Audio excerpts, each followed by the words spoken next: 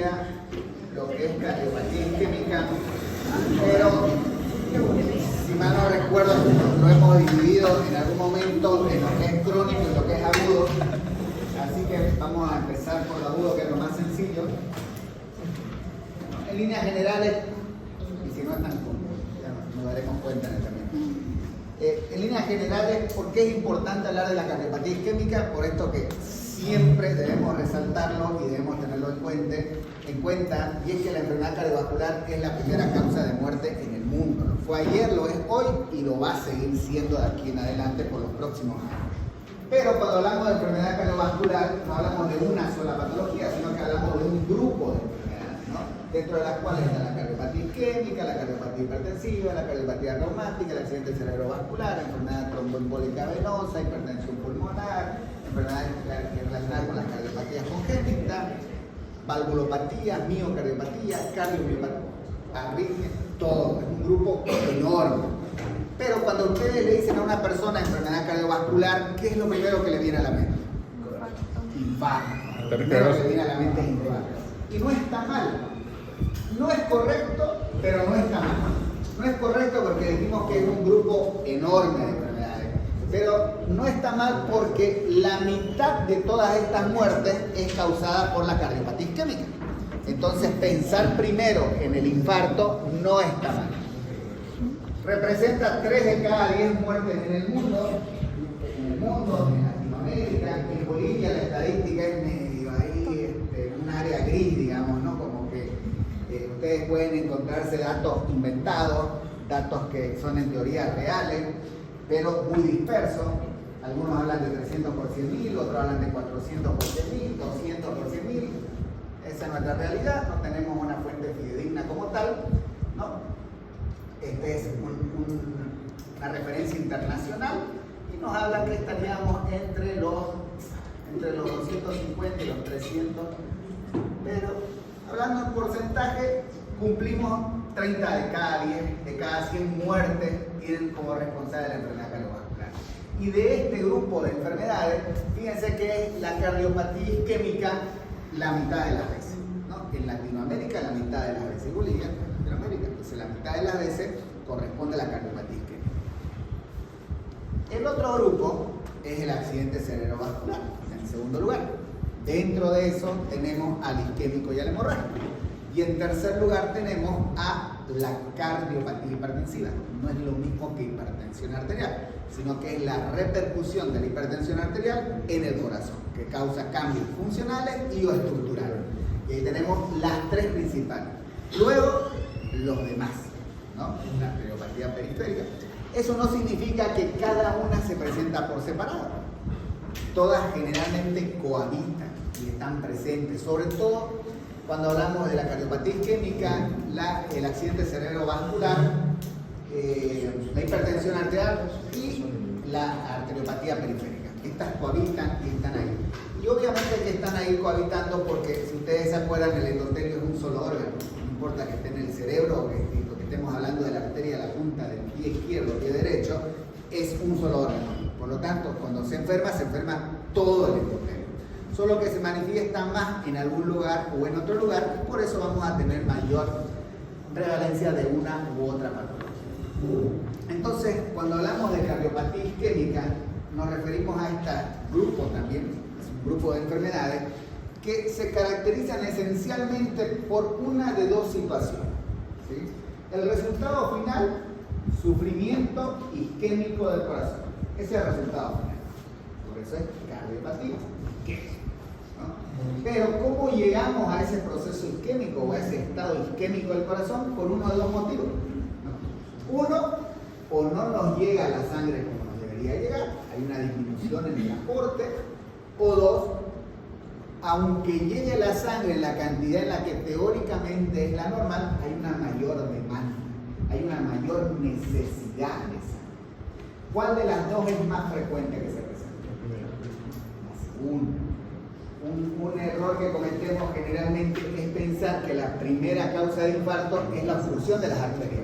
No, la primera causa de infarto es el incremento de la demanda. Hay mayor necesidad de sangre por el corazón y eso lleva a que sufra y que se presente. Y esto es lo que sucede, ¿no? Fíjense cómo se está formando un trombo, cómo los glóbulos rojos que están pasando de repente les está costando más pasar, y llega un punto en que no pasan, ¿no? Hay una pared ahí de detritos, plaquetas, células, ¿no? Pero el cuerpo es tan maravilloso que él mismo hace su camino. Entonces llega un momento en que termina abriendo esa arteria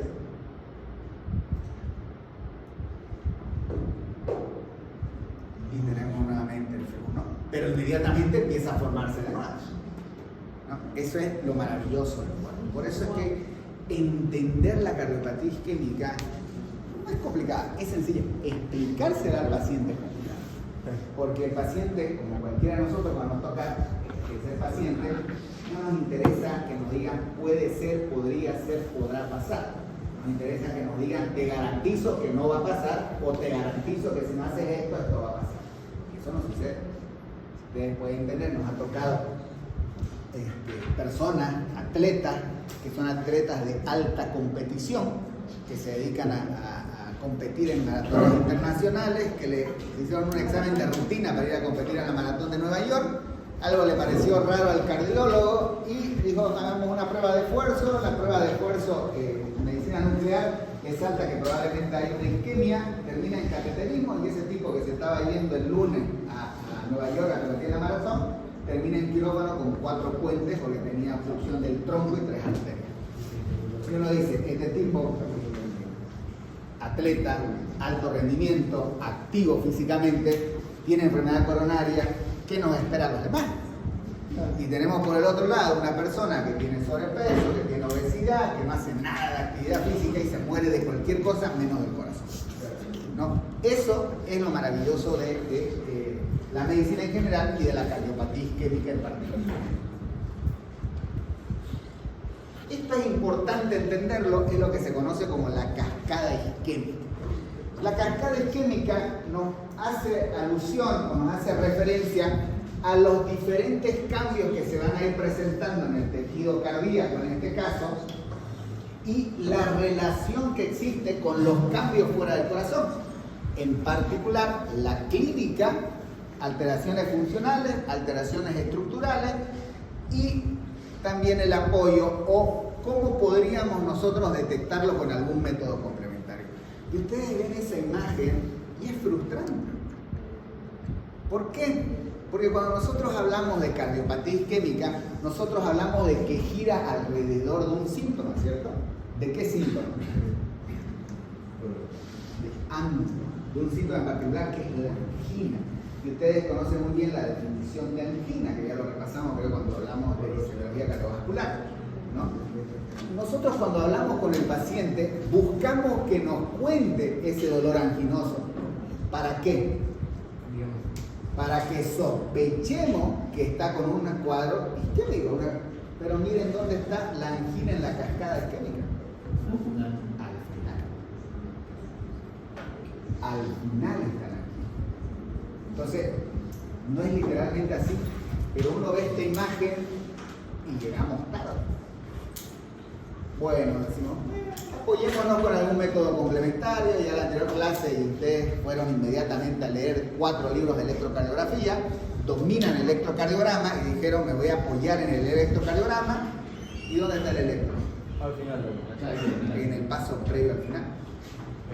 Entonces, las herramientas que es más fácil acceso para nosotros, como es el relato del paciente y el electrocardiograma, están al final. Si están al final, no significa que llegamos tarde, sino que ya se han presentado muchos cambios funcionales y estructurales en el corazón, ¿no? Se ha incrementado la presión, ha disminuido la perfusión, disminuyó la elasticidad, disminuyó la función de bomba y por ende ya aquí se perdió la ley de Frankenstein. Entonces se nos presentan cambios en el electro y se nos presenta la angina. Hay herramientas que nos permiten diagnosticar a nuestro paciente de manera más precoz, sin lugar a dudas. Aquí tenemos la medicina nuclear. Pero, ¿qué uso para sospechar en este punto hacer una prueba nuclear a mi paciente? Que no se saca. Entonces, es complicado. O sea, es fácil, pero todo el mundo piensa que el diagnóstico del infarto es sencillo, sin lugar a duda. Cuando el paciente ahí con la placa rota, cualquiera lo hace. Independientemente de la cascada, lo que sí se va a presentar en un inicio es un área de sufrimiento, ¿no? Un área química, un área en la cual el paciente, el tejido va a estar pidiendo que o le disminuyamos el trabajo o le incrementemos el aporte, porque hay un área que está sufriendo. Y mientras más dure este tiempo, ya no se transforma solo en sufrimiento, sino que se transforma en un área de muerte, un área necrótica, ¿sí? Y mientras más pasa el tiempo, va disminuyendo el área que es salvable, el área que es rescatable, y se va incrementando el área necrótica. Y esto hace que el dolor disminuya o aumente. Sí. Vaya disminuyendo. Si no hay tejido vivo, ¿qué va a sufrir? En la medida que pasan las horas, el dolor va a ir cediendo, ¿no? Y bueno, llegará un momento en el que todo es cicatriz, no hay tejido reparable, no hay tejido rescatable, y por mucho que el paciente tenga plata, ustedes tengan una sala de hemodinamia, los que estén se los regalen, no hay sentido colocar nada, ¿no? Porque no le vamos a colocar un tejido muerto y muerto va a estar, ¿no? Eso es una placa Cuando nosotros hablamos de las placas de aterosclerosis, uno se imagina, debe ser un endotelio, debajo del endotelio un poquito de grasita y nada más. Y en realidad, en esa placa de colesterol, o en esa placa mal llamada zona de colesterol, convive tejido fibrótico, convive grasas, células espumosas, áreas ya, incluso, ya se ve proceso inflamatorio. Recuerden que por más que se genere un infarto, hay un proceso inflamatorio. Es por eso que hoy se habla, y ¿quién hubiera imaginado que tener caries esté relacionado con un infarto? ¿Hay relación o no? Aparentemente sí, ¿no? Está muy discutible, pero aparentemente sí.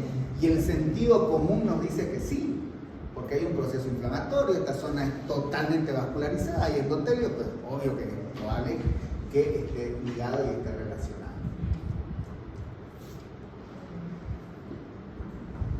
Bueno, no todo infarto es por obstrucción de las arterias del corazón, como lo vamos a ver. Y esto es lo que describíamos la vez pasada de qué es la angina, ¿no? Cuando hablábamos de qué es ANGOR, aquí está la definición de ANGOR, y es tal cual. Uno dice, no, el paciente nunca nos va a decir eso. No, nos lo dice literalmente lo que dice. Hasta incluso la línea que dice con sensación de muerte inminente, así se lo relata el paciente, que tiene sensación de que se va a morir, de que algo le va a pasar, y algunos se terminan muriendo delante de ustedes. Y hablamos. Perdón, y el paciente cuando usted le pregunta eso, ¿lo localiza con la mano abierta? Una de las formas que vos tenés para, por ejemplo, aclarar ciertas dudas si el dolor es isquémico o no, es pedirle precisamente que se toque el pecho. Y el paciente se agarra tal cual, digamos. Si empieza a tocarse con un dedo, no empieza. Medicina todo es posible. Yo les voy a contar el caso. Yo me formé en hemodinamia en Argentina. Ahí teníamos el jefe de hemodinamia que ha recorrido el mundo haciendo cateterismo en vivo, en directo, en congreso. Y este doctor, muy bueno además, se fue a Córdoba a dar unas charlas. Y en Córdoba en la mañana se dedica obviamente a infarto, hace cateterismo, jefe de servicio, ¿verdad? Y en la mañana él sentía un dolor en la mano derecha. Y él se apretaba la mano y le dolía. Entonces dice, no tiene nada que ver con el corazón. Aprieto la mano y me duele. Y siguió en el día y seguía la molestia y dice, se apretaba la mano y le dolía más. Entonces, no tiene que ver nada con el corazón.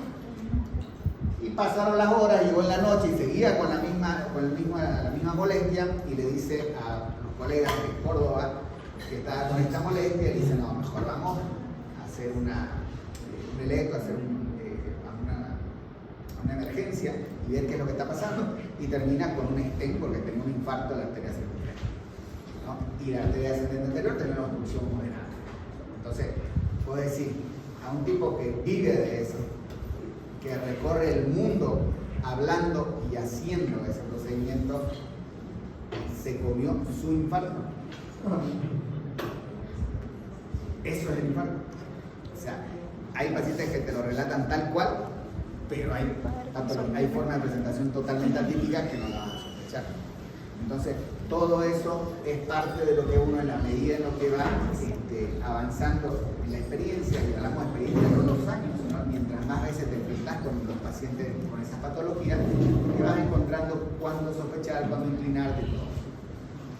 Esto ya lo veíamos. Obviamente los métodos complementarios van a ser herramientas, van a ser instrumentos que nos van a ayudar, por un lado, a establecer un diagnóstico, por otro lado, a establecer una estratificación de riesgo, es ver cuánto compromiso puede tener ese momento lo que le está pasando al paciente, y en alguna otra situación nos va a ayudar a definir cuán rápido debemos establecer una conducta. Y tenemos, como veíamos en los métodos complementarios, desde pruebas de laboratorio hasta métodos de imagen, métodos funcionales e incluso el cateterismo, que no se debe utilizar como diagnóstico, se debe utilizar como tratamiento, pero que nos permite también, obviamente, en una primera etapa llegar al diagnóstico.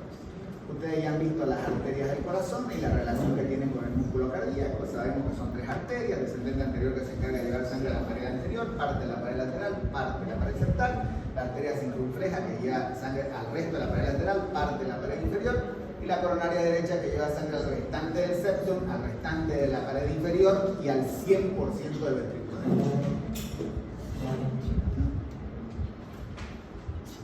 Esta es la evolución que sucedería con un paciente que tiene una obstrucción súbita de una arteria del corazón y que genera un supradesnivel del segmento ST, y en la medida en la que al principio se produce una injuria, ¿no? Primero una isquemia, una injuria, necrosis, cómo va evolucionando y cómo podemos ir viendo los cambios en el electrocardiograma, y desde luego cómo se va perdiendo la onda aérea, porque si no hay ventrículo, porque está muriendo, ¿qué se va a despolarizar?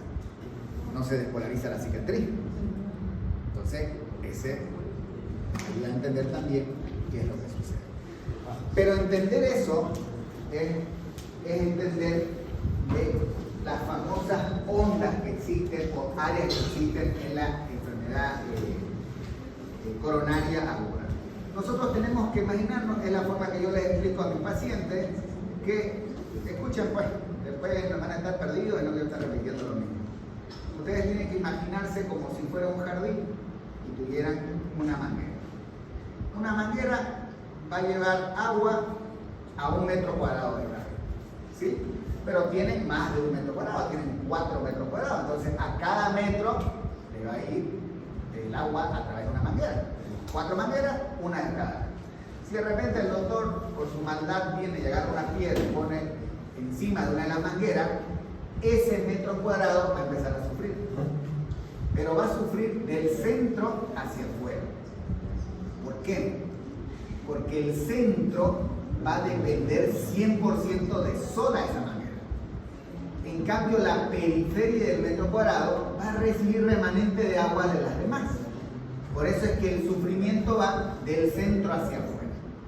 ¿No? Por ende, la muerte celular va a ir del centro hacia afuera o de afuera hacia el centro. Del centro hacia afuera. ¿No? ¿Y hay diferencia en qué momento yo levanto la piedra y el agua vuelve? Sin lugar a dudas que sí. Si de repente esa grama se pone un poquito más amarilla y levanto la piedra, puede recuperarse. No totalmente quizás, pero parcialmente. Pero si la grama se seca, por más que agarre la otra manguera y las conecte, no hay recuperación. Es exactamente lo que sucede en el corazón. Nosotros tenemos una arteria que se va a encargar de llevar sangre alrededor, al músculo alrededor del eje. Por algún motivo se obstruye, y bueno, tenemos su relación con el electrocardiograma. Si por algún motivo se obstruye, va a haber un área extensa que va a estar sufriendo, ¿no? Porque de repente de lo que le venía cierta cantidad de nutrientes dejó de llegar. Esa área extensa va a sufrir un proceso de isquemia. Esa área es un área isquémica. Esa área isquémica, ¿en qué parte del electro la veo yo? En la onda. área isquémica yo la veo en la onda T. Por lo tanto, la onda, o mal llamada o bien llamada, onda de isquemia es la onda T. ¿Qué cambio yo puedo ver? Yo sé que ya lo han repasado en el electro, pero permítanme repetirles algunos. La onda T nos está mostrando tanto el ventrículo de un lado como el ventrículo del otro lado y nos muestra la actividad de tres vectores, ¿no? Lo que sucede en el septum, lo que sucede en la punta y lo que sucede en la base, ¿sí? Si bien tiene una rama ascendente, un vértice y una rama descendente, lo normal es que no haya asimetría, ¿no? Tiene que ser asimétrica. Si yo trazo una línea por el medio y con un transportador mido cuántos grados hay a la derecha y cuántos grados a la izquierda, tiene que haber diferencia. Eso es lo normal. Tiene que haber, la onda T tiene que ser asimétrica. Si la onda T es simétrica, es un cambio isquémico. Si debería ser positiva y no lo es un cambio isquémico. Si debería medir 4 milímetros y me mide 7 milímetros y se hace una onda T alta y picuda, porque las puntas en el vértice se va haciendo más picudo, es un cambio isquémico. Si se negativiza, es un cambio isquémico. Si se aplana, es un cambio isquémico. Es decir, toda alteración no esperada en el momento en el cual se tiene que registrar la onda T, en el contexto de una isquemia, es un cambio isquémico. No significa que toda onda T negativa sea isquémica. Son cosas diferentes. Bien, si la arteria sigue obstruida, a nadie se le ocurrió vulgarmente desobstruir esa arteria, va a haber un territorio más pequeño que va a sufrir daño, va a sufrir lesión, va a sufrir injuria. Entonces se llama injuria miocárdica y o un área de lesión. Pero es más pequeña que la área isquémica. ¿Por qué? Porque dijimos que la periferia está siendo nutrida por otras arterias. Esta injuria o esta área de lesión, ¿dónde la veo en el electrocardiograma? En el segmento esentero, ¿no? ¿Y qué me sugiere que hay un proceso de lesión en el contexto de una isquemia? Alteraciones en el segmento esentero, que se desnivele, sea para arriba, supradesnivel, o sea para abajo, infradesnivel. Si no logramos desobstruir esa arteria, un área más pequeña, dependiente 100% de esa arteria, va a terminar muriendo. Esa es un área, zona de necrosis. Muerte y triste. ¿Dónde veo yo esa zona de necrosis en el electrocardiograma? ¿Dónde? En la onda Q. Se presentan ondas Q patológicas, ¿no? Donde no debería haber onda Q, aparece onda Q. Donde debería medir 2 milímetros, se hace una Q grande. Donde debería haber un QRS, hay un QS, o sea, no hay onda R. Todos esos cambios me están hablando de que esa presentación de la onda Q es patológica. La definición es que es onda Q patológica, no es solo presencia de onda Q. ¿Podemos tener o podemos estar sufriendo un infarto con un electro sin ningún cambio? Seguro que sí, seguro que sí, eso ni lo duden. Bueno, ustedes conocen que es la relación de las arterias con el territorio, y esta es la forma en la que nos imaginamos nosotros el electro y su relación con las arterias al poder al evaluar una pared de un segmento isquémico. Pero ustedes que son más objetivos ven esto, ¿no? O sea, ustedes saben cada derivación a qué pared corresponde.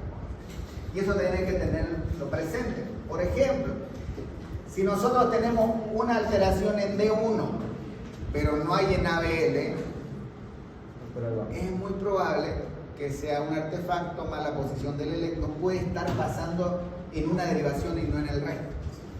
Si se va a dar un cambio en la pared lateral alta, va a ser en las dos derivaciones.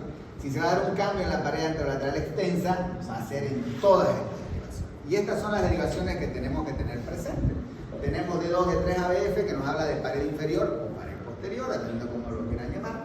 B1 y B2, y algunos hasta B3, pero lo correcto es B1 y B2, es pared anteroseptal.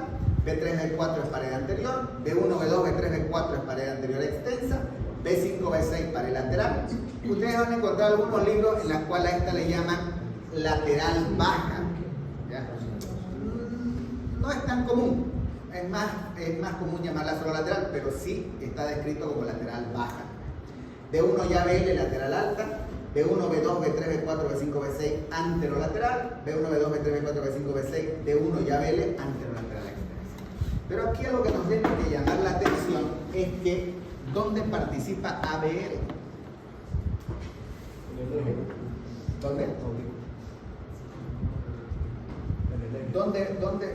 ¿Dónde participa ABR en este entender las paredes que están afectadas, sufriendo, ¿dónde? No como arriba. Y ABR es importantísimo. ¿En la superior? Hay un dicho en cardiología que se llama nada bueno viene de ABR. ¿No? Cuando algo pasa en ABR, nos está hablando de enfermedad de tronco de la coronaria izquierda, enfermedad proximal de arteria descendente anterior o enfermedad de múltiples vasos. Entonces, esa es la relevancia que tiene. ¿Por qué? ¿Qué? Porque es una derivación que en realidad mira desde arriba y no tiene una pared como tal. Una derivación que todo tiene que ser negativo y los cambios que vas a ver van a ser positivos, son bien difusos. Claro, son varias bien, paredes. Involucra varias paredes.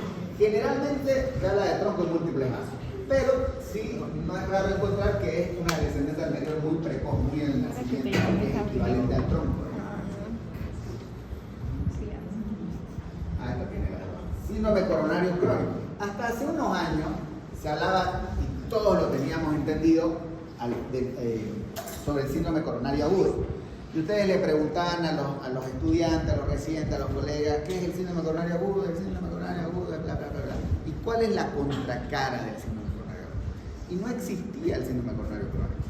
¿No? Existía el síndrome coronario agudo y la cardiopatía isquémica. No existía el síndrome coronario crónico.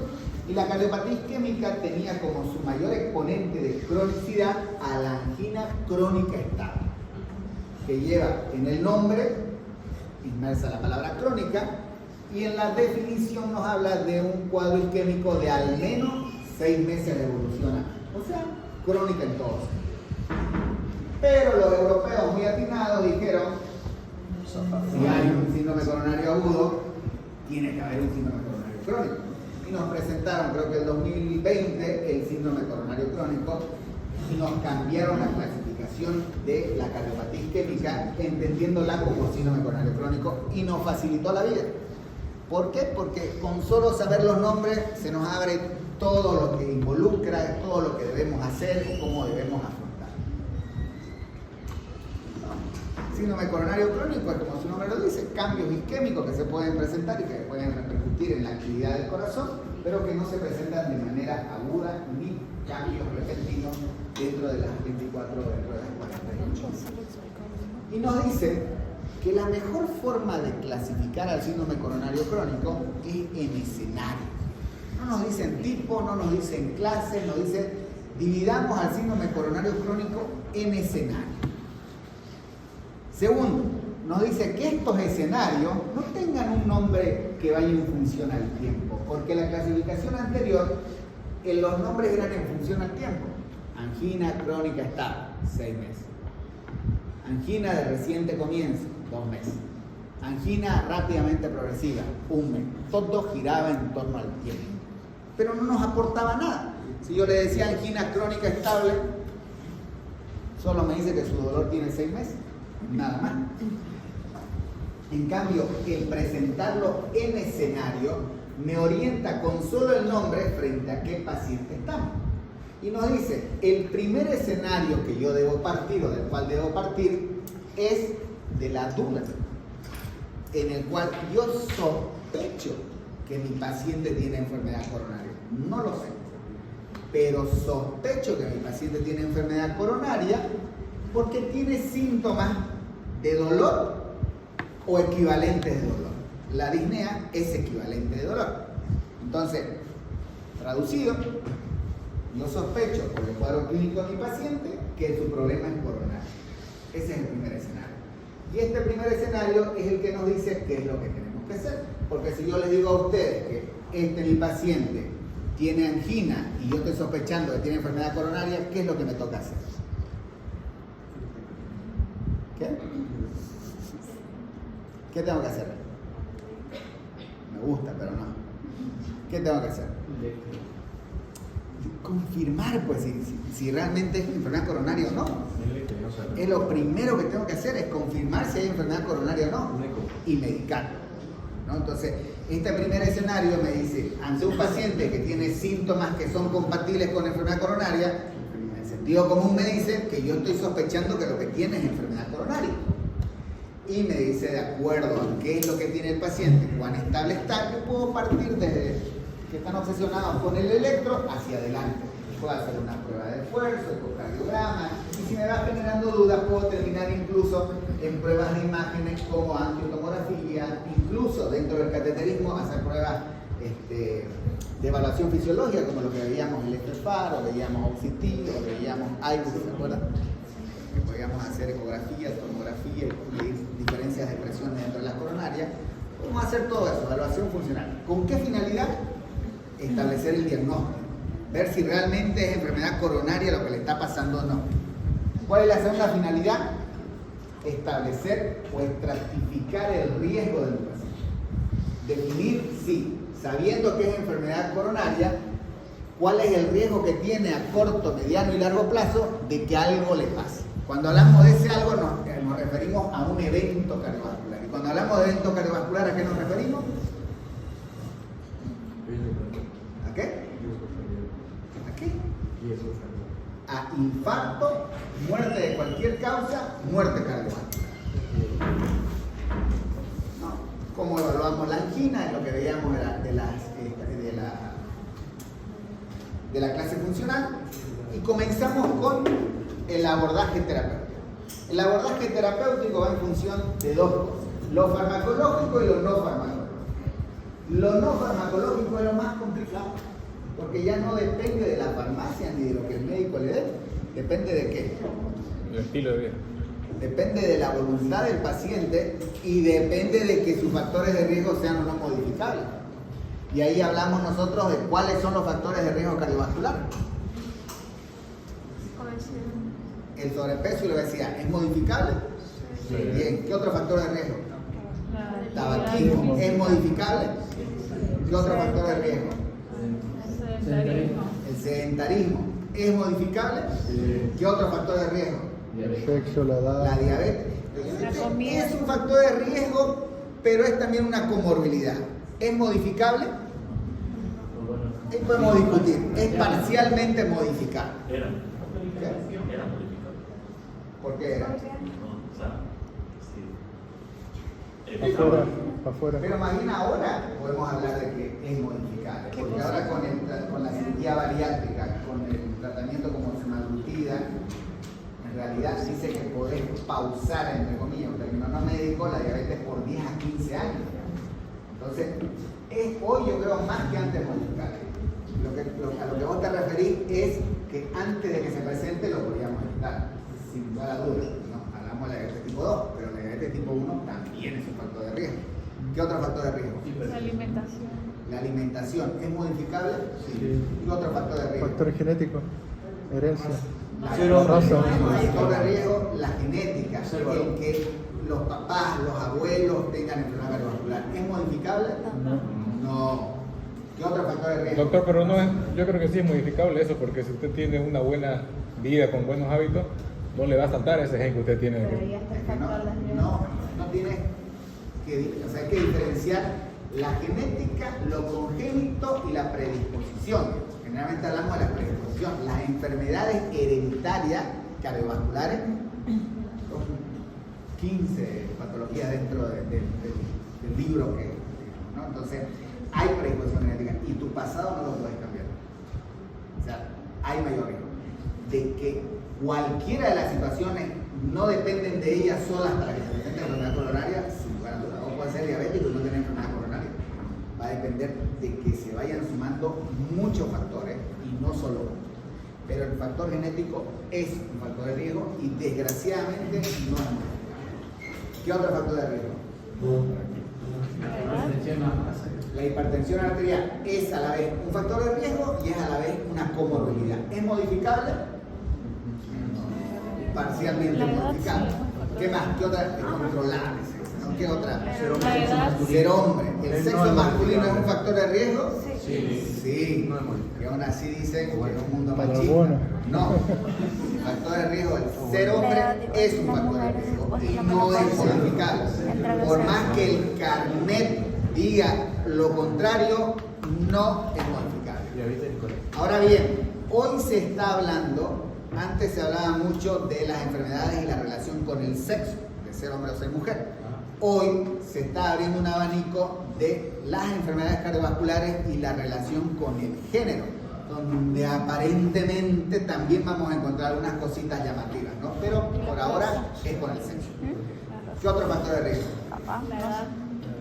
La edad. A mayor edad, mayor riesgo. ¿Es modificable? ¿Qué más? La raza. La raza. Sobre todo, más allá de directamente para enfermedad cardiovascular, sí para hipertensión arterial, sí para algunas patologías en particulares que nos pueden llevar a... Creo que acá en Latinoamérica tenemos más predisposición a enfermedad isquémica cardíaca. Y poblaciones, pero en el caso de las poblaciones, la hispana, que es la que corresponde a la nuestra, digamos, no es del todo bien estudiada, ¿no? La raza negra es la que más predisposición tiene a enfermedad cardiovascular y por ende se diga esto, ¿no? En Bolivia hay raza negra, sí hay predisposición. 1%. ¿Qué más?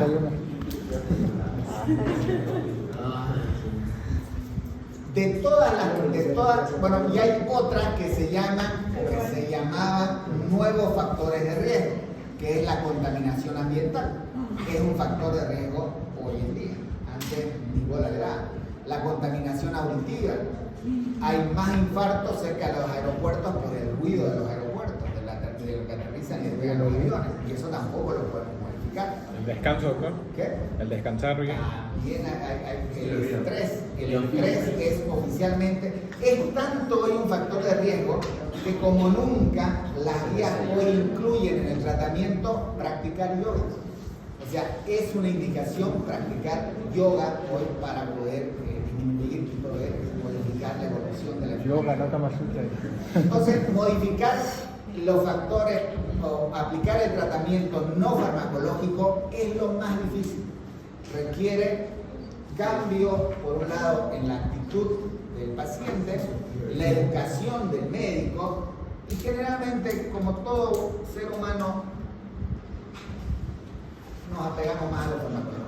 Porque no depende de nosotros, tenemos a quien echarle la culpa, ¿no? El medicamento que es indio, el medicamento que viene de Paraguay, o sea, siempre hay algún motivo para echarle la culpa.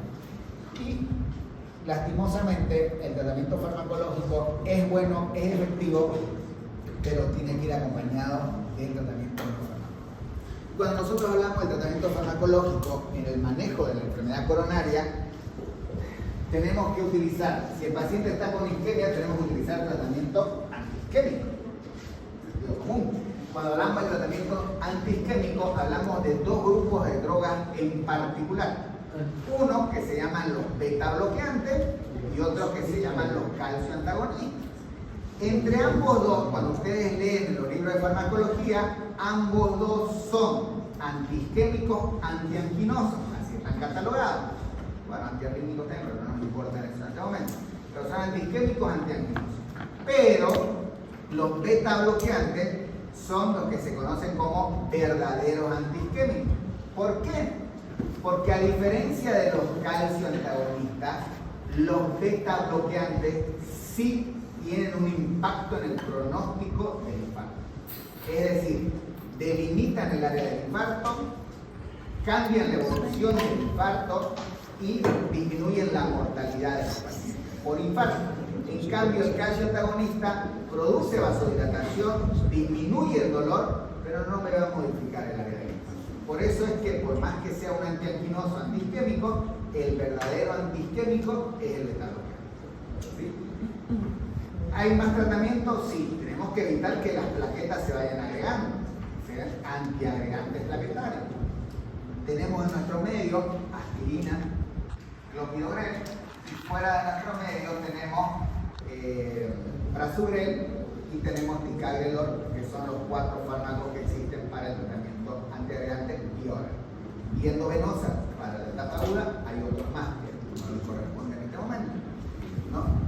Y necesitamos también, tengamos o no tengamos, y más aún si tenemos un factor de riesgo como la dislipidemia, necesitamos utilizar estatinas. Estatinas sea atorvastatina, simvastatina, pitavastatina, rosuvastatina, ustedes quieran. La guía dice que debería utilizarse a dosis alta, ¿no? Independientemente del valor. Porque cuando vean, bueno, no van a ver conmigo de dislipidemia, pero cuando se habla de alteración del colesterol, esto ha ido cambiando con el tiempo. Podemos tener que el valor de colesterol LDL es un valor de referencia de 120. Después los estudios dijeron 100 es mejor que 120. Luego salieron y dijeron 90 es mejor que 100. Después salieron 70 es mejor que 90. Hoy 50 es mejor que 70. La conclusión es que mientras menos mejor. Entonces va por ahí, ¿no? Tenemos mucha discusión con eso, con los cardiólogos clínicos y con los nefrólogos, pero va por ahí el asunto. Y bueno, si es que corresponde el caso, pues terminará el paciente con un procedimiento de revascularización, ¿no? Porque si el problema es una obstrucción de una arteria, pues si amerita el caso, tenemos que abrir esa arteria para que vuelva a circular la sangre y esto no se esté incrementando, perdurando con el dolor. El segundo escenario, fíjense, es un paciente en el cual mantenemos la sospecha de enfermedad coronaria, pero ya no se detiene en que solo tiene dolor o que tiene equivalente dolor, sino que ya viene con, entre comillas, una complicación de la enfermedad que es la insuficiencia cardíaca, donde yo atribuya que esa nueva presentación de insuficiencia cardíaca se debe a enfermedad coronaria. ¿Qué debo hacer en estos pacientes? Obviamente, primero corroborar si es que el problema es enfermedad coronaria. ¿Por qué en este caso, sobre todo, me interesa saber si la patología es coronaria? Porque aunque genera mucho estrés en el paciente cuando sabe que tiene enfermedad coronaria, es una de las causas que puede revertir su insuficiencia cardíaca, porque puede modificar la contracción y puede salir del cuadro en el que está, ¿no? Entonces ese tiene un plus. En este grupo, el manejo del paciente va a girar más que en torno a la enfermedad coronaria, que no es que se deja de lado, sino el tratamiento de la insuficiencia cardíaca, que es lo que vamos a ver en la siguiente clase, ¿me parece? Donde nosotros tenemos que apoyarnos sobre 4 pilares. Y lo interesante y lo maravilloso es que se comparte la medicación con la enfermedad coronaria. Tenemos que apoyarnos sobre beta-bloqueantes. ¿Estamos dando beta-bloqueantes? Sí. Nos vamos a apoyar sobre algún IECA, o si no tuviera IECA, utilizamos la asociación de sacubitril más ARAD, con el que valsartán. La única asociación tiene sacubitril valsartán. Antes era IECA o ARAD. Hoy es IECA o, de preferencia, sacubitril más valsartán. 3. Si tenemos que dar algún espironolactona o eplerenona, y sea o no sea diabético, tenemos que darle un inhibidor del cotransportador de sodio glucosa de tipo 2, que es un hipoglicemia. Y de estos los que han mostrado beneficios son la dapaglifosina y la empaglifosina. ¿Por qué hay que dar estos 4 medicamentos sí o sí? Por un pequeño detalle: reduce la mortalidad de los pacientes. Entonces, si nosotros queremos evitar la mortalidad precoz de estos pacientes, recuerden que el paciente con insuficiencia cardíaca, independientemente de la causa de insuficiencia cardíaca, 33 de ellos no van a estar de aquí a 2 años. Y aplicando 33 de 100, ¿no? Aplicando este tratamiento, la mortalidad cae a solo 9 de cada 100. Entonces cambia un montón el tratamiento. Y asociado a esto, el tratamiento antihistamínico que nos faltaba. Aspirineta más algún otro antiagregante, estatina y bla, bla, bla. Si corresponde, obviamente, revascularizaremos al paciente. Si no logramos calmar o controlar el dolor, asociaremos algún calcio antagonista, teniendo siempre cuidado que alguno de estos no me sobrecargue de volumen y me descompense al paciente. También los calciotagonistas nos ayudan a controlar la frecuencia cardíaca porque es un corazoncito que ya no está respondiendo como debe y lo peor que yo quisiera es que esté totalmente excitado porque va a sufrir más.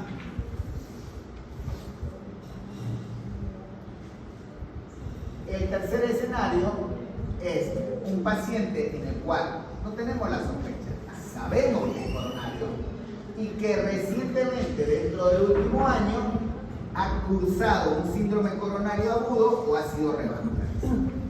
Entonces, el escenario ha cambiado.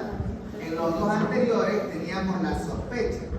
En este caso sabemos que es coronario, sea porque ya tuvo un evento agudo, síndrome coronario agudo, o porque así no haya sido agudo, fue revascularizado. Y estamos dentro del año. ¿Se está entendiendo, verdad?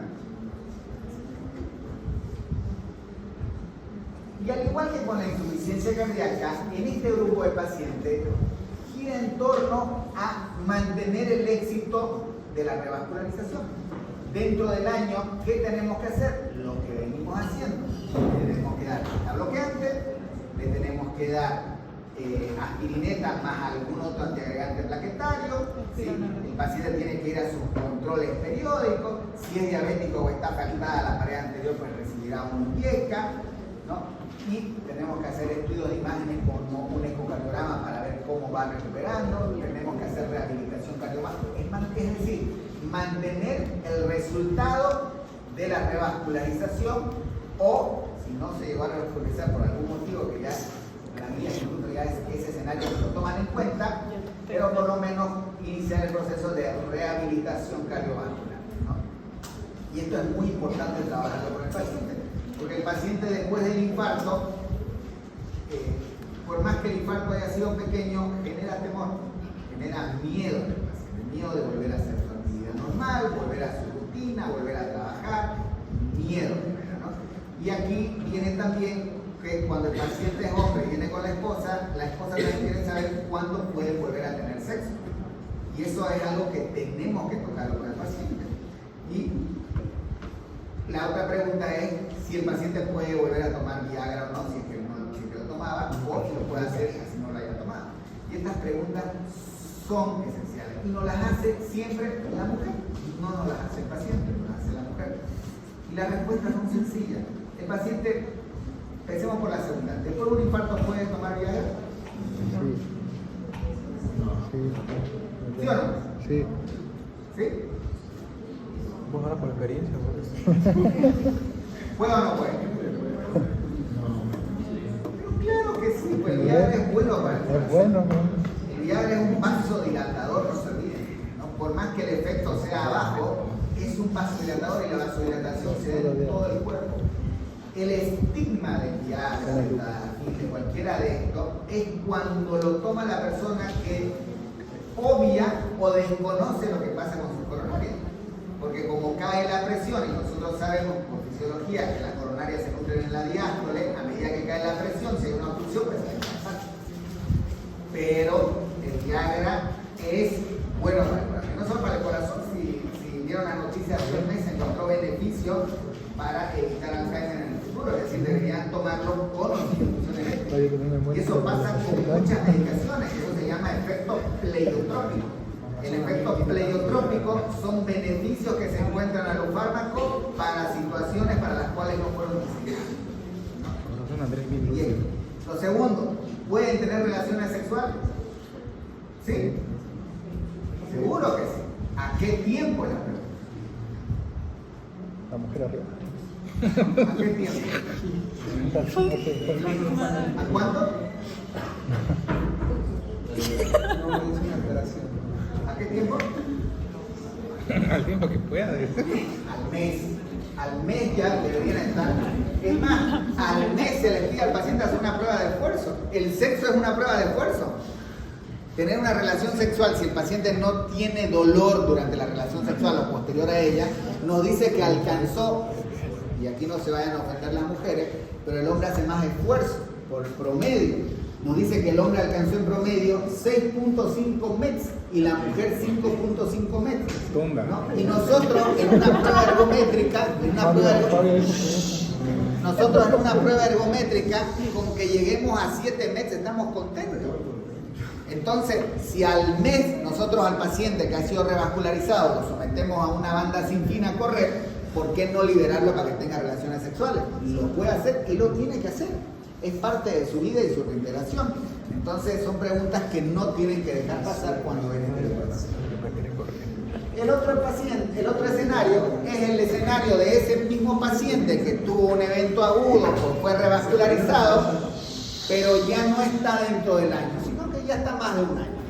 Y aquí es como que somos más laxos, ya no lo cedimos tanto, le podemos decir que deje de tomar la doble antiagregación, que se quede solo con aspirineta si es que no tiene riesgo de sangrado, o que se quede con clopidogrel si tiene alto riesgo de sangrado, o si es paciente mayor de 35 años, de preferencia que mantenga su estatina. Hay algunos que no lo van a querer hacer, no podemos ya prescindir. Entonces es cuando ya vamos espaciando las cosas, cuando ya vamos programando con él o con ella, con los pacientes, de aquí a cuánto tiempo vamos a hacer el nuevo ecocardiograma, ¿no? Y que es un seguimiento ya más a largo plazo, ¿no? Entonces ya no es, ya somos más permisivos. Hasta este punto se terminan los escenarios de la enfermedad coronaria como tal, ¿no? Y empiezan a entrar dos escenarios nuevos. Uno de ellos es la famosa enfermedad microvascular o el SPA, que es muy sospechado, pero pocas veces diagnosticado. ¿Qué significa esto? Significa que el paciente tiene enfermedad coronaria, pero el problema no radica en obstrucción de las arterias grandes. Las arterias grandes son descendente anterior, circunfleja derecha y sus ramas principales. Sino que el problema puede ser una de dos cosas. O es la enfermedad microvascular, es decir, la circulación en paralelo, la microvasculatura que penetra en el músculo y es la que no podemos tratar, no podemos colocar en no podemos hacer nada de ello. O el problema es un espasmo. Un espasmo es que por algún motivo la arteria hace una contracción y dependiendo de la intensidad de la contracción y la duración de la misma, pues puede producirse incluso un daño isquémico o un daño necrótico, ¿no? Entonces, el manejo de estos pacientes tiene una guía separada de cómo debemos hacerlo. Igual damos antiisquémico, damos antianginoso, y en el caso de el vasoespasmo debemos corroborar. Debemos estar en la sala de hemodinámica y tratar de desencadenar el espasmo coronario, porque es lo que nos va a permitir decir que realmente eso fue lo que pasó. Y el último escenario es simplemente un hallazgo.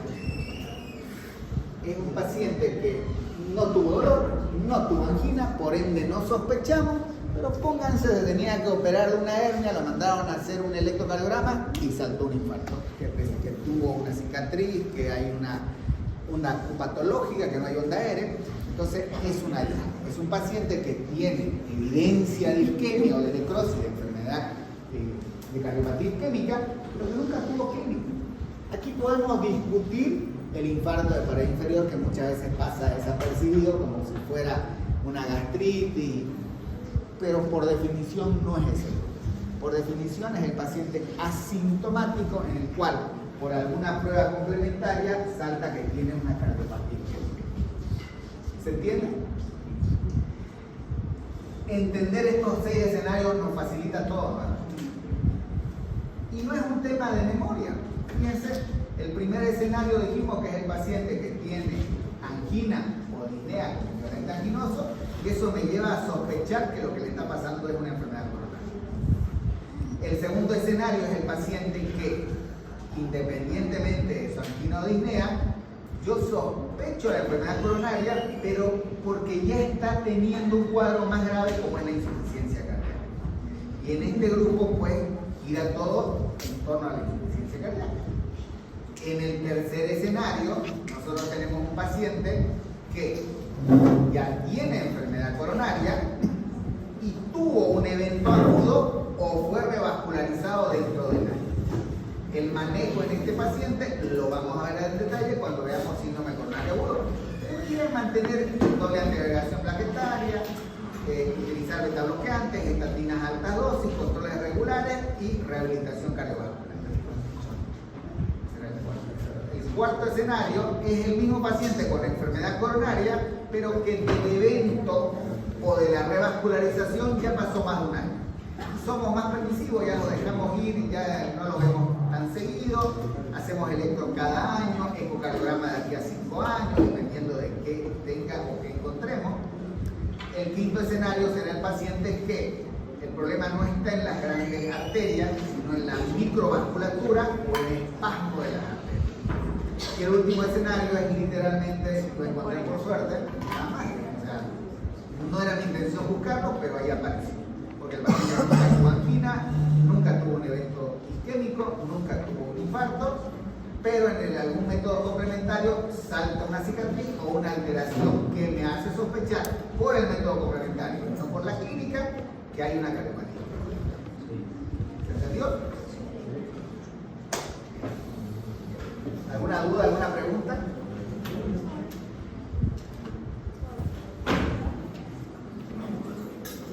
¿No? Este último paciente solo se descubrió entonces por una valoración cardíaca preoperatoria. No, ese es un ejemplo. Pues imagínate un paciente que tu amigo se compró un ecocardiograma y te dice, vente a hacer una prueba para probar y encuentra que no se está moviendo la pared anterior. Un hallazgo de la nada que no esperaba. Es un hallazgo en algún método complementario en un paciente en el cual no tiene clínica. Aparentemente no. Poquitos son los fake. Son generación. Muy bien, doctores, si no hay preguntas, pueden ir más.